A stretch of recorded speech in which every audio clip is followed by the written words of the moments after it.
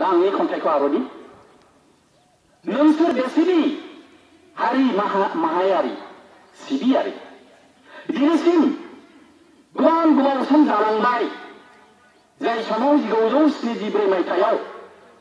रमान हांखो नागिरै नागिरै नोंसोरो हुस्रिखावै होनानै बुंदोंमोन बर' राव जालांथों बर' हारि जालांथों जाय समाव बर' हांखो गैयामोन जाय समाव बर' फरायसालि गैयामोन बै समाव गुबुन हारिनि पुलिसफोरा बुंदोंमोन कचेरिफोरखौ हर जेराव हर कचेरिफोरखौ गावथार नोंसोरखौ गावथारदोंमोन नोंसोरो मुंख्लं जालांबायमोन नोंसोरनि बिखानि थैया बोहैनानै दैमायाव गोग्लैदोंमोन नाथाय नोंसोरनि मुंख्लंनि गोहोआ लाबोनो हादों जोंनि बर' रावजों बर' फरायसालि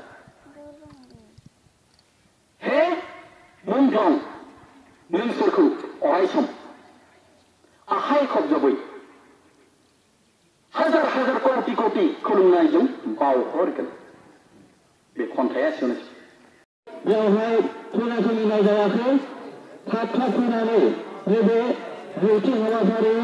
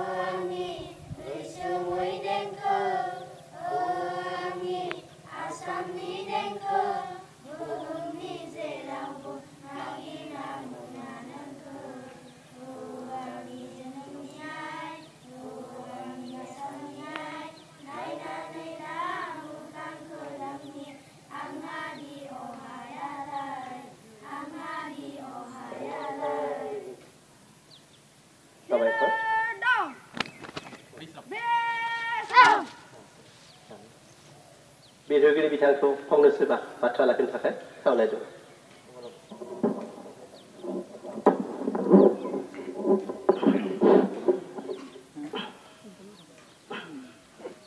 मानिजाथाव गलायगाव सोनाब गलायगाव गुदि बर' थुनलाइ आफादनि बोसोनगिरि सुरुराम बर' आरो दिनै मुंख्लं खाम्फायाव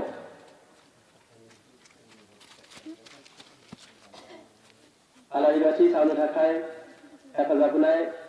दौरि बिथां जों लोगोसे जोंनि गाहाय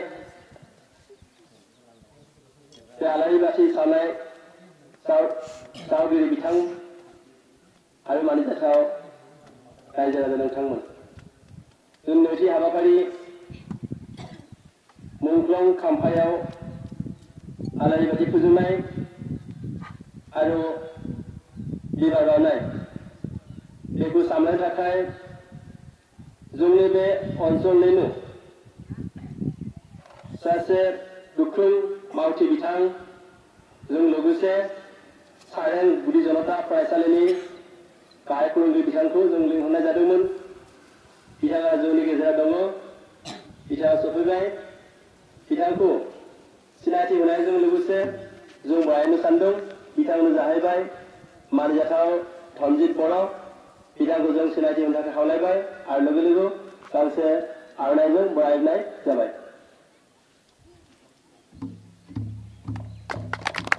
दायो बिथांनि खामानिखौ सामलायनो थाखाय जों खावलायबाय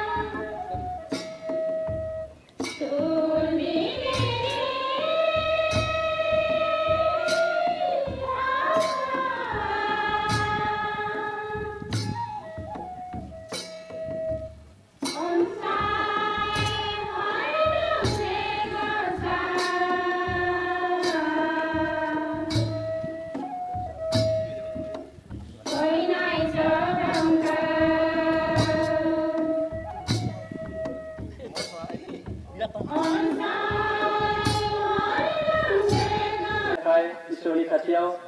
जों 3 मिनिट निजोम आरो खालामनो सानदों बेनिखायनो बयखौबो 3 मिनिट निजोम थानो थाखाय गुरै खावलायहोनाय थाबाय जिসকल माननीय সদায় সাহিত্যকৰ্মীয়ে আমাৰ মাজৰ পৰা সাহিত্য কৰ্মত তেওঁলোকৰ জীৱন উৎসৰ্গা কৰিলে তেখেতসকলৰ জীৱন যাতে স্বৰ্গত উজ্জ্বল হৈ থাকে তাৰে স্মৃতিত আমি 1 মিনিট সকলোৱে মৌনতা অৱলম্বন কৰিবৰ কাৰণে সকলোকে অনুৰোধ জনাইছো ওম শান্তি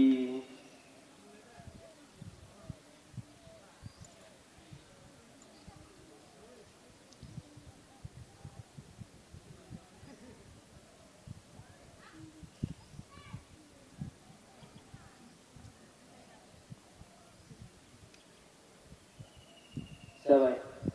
दायो पिता सारेगी बे मुंख्ल खालामनाय खाम्फानि जा बिबार बावनाय एबा आलारि बाथि फोजोंनाय जाबाय बेनि सोमोन्दै मुंख्लफोरनि सोमोन्दै फंनैसो बाथ्रा लाखिनो थाखाय खावलायहोनाय थाबाय खुलुमबाय दिनै 28 सेप्टेम्बर बर' हारिनि हारिमायारि गोथार मुंख्लं सान बे सानाव जोंनि सोनाब गलायगाव बर' थुनलाइ आफादाबो खोंनो सानसे हाबाफारिजों आखायाव लानाय जादोंमोन बे हिसाबै जोंफोर बयबो बे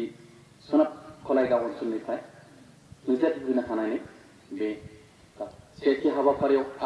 फिरफिला दैखांबाय नैथि हाबाफारियाव आलारि बाथि फोजोंबाय दा आं बावजेनगिरि हिसाबै फंनैसो बाथ्रा बुंनो सानदों नोंथांमोननि खाथियाव दा जोंनि सोनाब गलायगाव बर' थुनलाइ आफादनि नुजाथिहोनो हानाय जाय समाव जोंनि हारियाव राव गैयामोन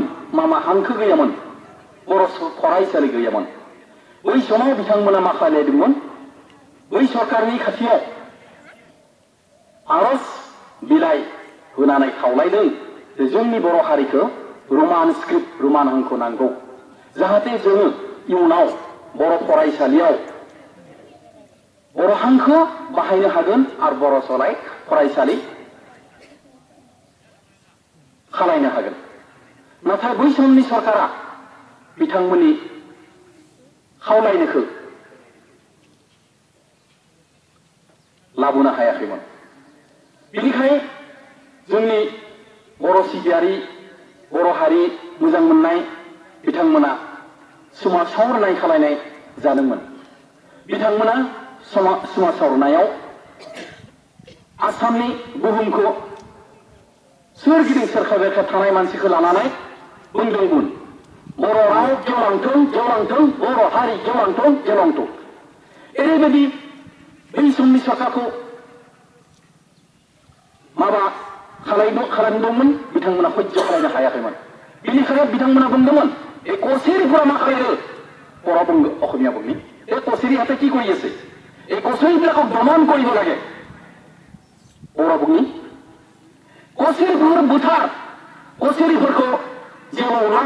जेलाव हर बिथांमोना बुंदोंमोन बेनिफ्राय